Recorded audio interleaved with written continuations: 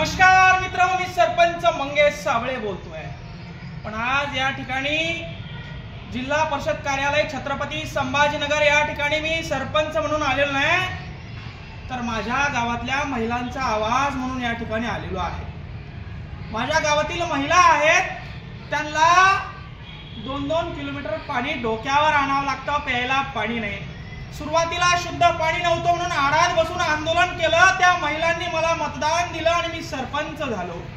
आणि आज 2 वर्ष जवळपास होतोय। जल जीवन मिशनचं काम या ठिकाणी 2020-21 मध्ये चालू झालेलं आहे। जल जीवन मिशनचं काम 4 वर्ष झाले, अजून पूर्ण झालेलं नाही। त्या छड्या आणल्या, पाईप आणले, रोड मध्ये दाबून टाकले, ते पाईप सडायला आले, मात्र जल जीवन मिशनचं काम अजून पूर्ण झालेलं नाही। 4 वर्ष झाले जल जीवन मिशनचं उद्घाटन झालं, 1,80,00,000चं एस्टिमेट तयार केलं बघा मित्र। 4 वर्ष झाले पाईप रोड मध्ये दाबून टाकले, अजून काम झालं नाही।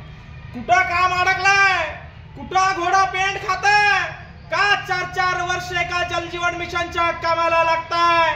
पूर्ण तालुक्यामध्ये, पूर्ण जिल्ह्यामध्ये ही अवस्था आहे। आणि माझ्या गावाची अवस्था सांगण्यासाठी माझ्या गावाच्या लेडीजच्या माध्यमातून, महिलांच्या माध्यमातून सीओ विकास मीना त्यांच्यापर्यंत माझ्या गावातील महिलांचा कांत पोहोचावा।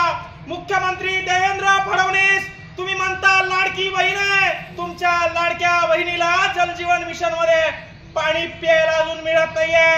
4-4 वर्ष झाले अधिकारी लक्ष देईना, टक्केवारी घेतली का काय असं वाटायला लागलंय।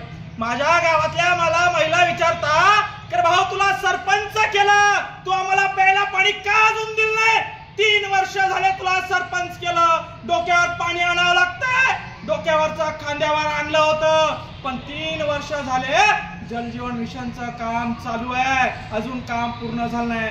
यांच्या सीओंच्या, डिप्टी सीओंच्या, वाघमारेंच्या आणि जे काही डेप्टी इंजिनियर आहे त्यांच्या ताटाखाली काहीतरी वडगणं लावले असतील, म्हणून हे काम थांबलेले असतील। आणि ही वस्तुस्थिती पूर्ण महाराष्ट्रात आहे। आणि म्हणून सीओला विनंती आहे, हे एस्टिमेट आहे जल जीवन मिशनचं, 1,80,00,000चं एस्टिमेट आहे।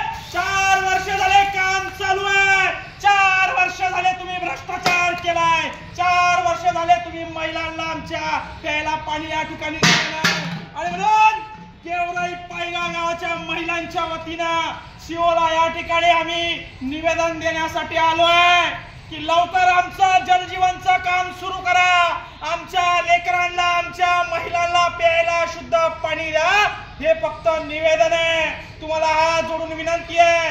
सरपंच होऊन 2-2.5 वर्ष झाले, शब्दपूर्ती केली नाही। त्याचं कारण असे, ठेकेदारानं काम कंप्लीट केलं नाही, ठेकेदाराची अवकात नव्हती काम कंप्लीट करायची, तर काम घेतलं कशाला?